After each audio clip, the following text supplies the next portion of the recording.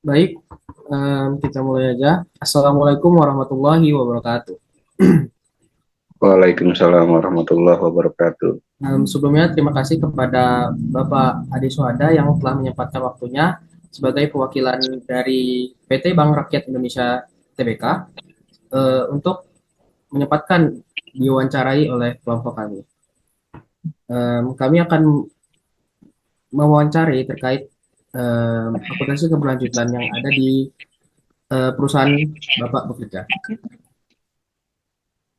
Apakah dapat kita mulai, Pak?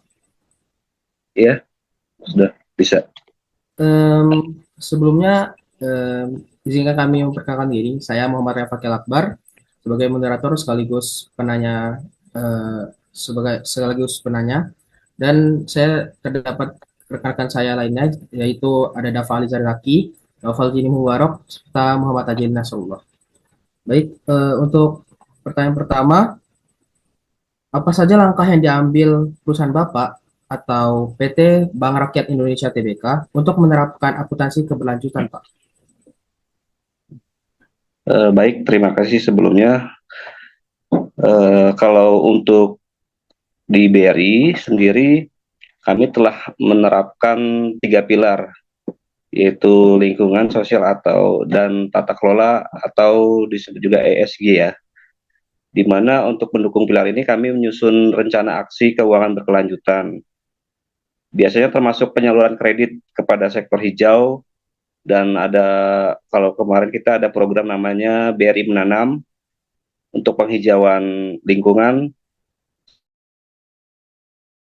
serta yang berbasis TCFD atau Task for on Climate Related Financial Disclosures, dan melibatkan itu kepentingan-kepentingan lingkungan disertai stakeholder tempat ya, untuk memastikan masukan mereka tercermin dalam kebijakan kami.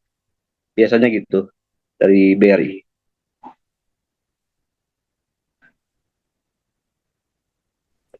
Baik, terima kasih Pak. Selanjutnya mungkin akan ditanyakan kembali dengan rekan saya lainnya. Baik, Pak. Izin memperkenalkan diri dulu. Nama saya Dafali Zaki. Nah, di sini saya juga ingin bertanya. Pertanyaan selanjutnya itu seberapa besar dampak penerapan kebijakan CSR terhadap kinerja dan reputasi perusahaan Bapak? Untuk dampak dari kebijakan CSR sendiri, di perusahaan kami biasanya itu lebih ke reputasi perusahaan dan kinerja perusahaan. Misalnya kita kan ada berkolaborasi dengan Pegadaian dan PNM, di mana PNM tersebut itu menyalurkan pinjaman yang terkhusus untuk ibu-ibu ya, perempuan-perempuan prasejarah. Jadi untuk mendukung SDG 5 kesetaraan gender. Jadi selain itu juga Bank BRI khususnya itu mengintegrasikan inovasi digital. Kehadiran fisik juga memperkuat inklusi keuangan dan meningkatkan akses layanan di daerah tertinggal, terdepan dan terluar gitu. Jadi lebih ke reputasi dan kinerja perusahaan untuk dampak penerapan CSR biasanya gitu. Kesimpulannya. Baik, terima kasih Pak atas jawabannya. Mungkin pertanyaan selanjutnya akan disampaikan oleh kawan saya. Sebelumnya, izinkan memperkenalkan diri, saya Naufal Zini Mubarok. Langsung saja Pak, pertanyaannya, bagaimana perusahaan mengukur dampak lingkungan sosial dan tata kelola dari aktivitas bisnisnya? Biasanya untuk dampak lingkungan sosial, kami indikatornya berbasis standar internasional yang sudah berbasis internasional seperti Global Reporting Initiative atau GRI dan SASB Sustainability Accounting Standard Board. Jadi pengukuran tersebut mencakup emisi karbon, jumlah kredit kepada UMKM-nya, serta dampak sosial dari program tersebut. Ya tadi seperti yang BRI menanam tadi, yang telah menanam kurang lebih dari sekitar 904.100 196 pohon pada tahun kemarin, tahun 2023. Itu. Contohnya seperti itu. Terima kasih Pak. Mungkin selanjutnya akan ditanyakan oleh teman saya. Baik, sebelumnya perkenalkan diri, nama saya M. Tajali Nasrullah. Nah, izin bertanya ya Pak, apa Iya. saja tantangan utama yang dihadapi dalam menerapkan prinsip akuntansi keberlanjutan dan CSR? Kalau tantangan utama tersendiri yaitu paling termasuk edukasi ke masyarakat tentang keberlanjutan dan adaptasi teknologi hijau. Biasanya kan masyarakat masih umum ya, masih awam. Namun dengan kolaborasi tadi, melalui inisiatif seperti United National Global Compact dan perlibatan pemangku kepentingan dari pejabat-pejabat setempat, kami terus memperkuat budaya keberlanjutan di seluruh lini organisasi kami. Baik, terima kasih Pak. Untuk pertanyaan selanjutnya, bagaimana perusahaan melibatkan pemangku kepentingan dalam merancang kebijakan CSR dan keberlanjutan? Gimana? Maaf, bisa diulangi?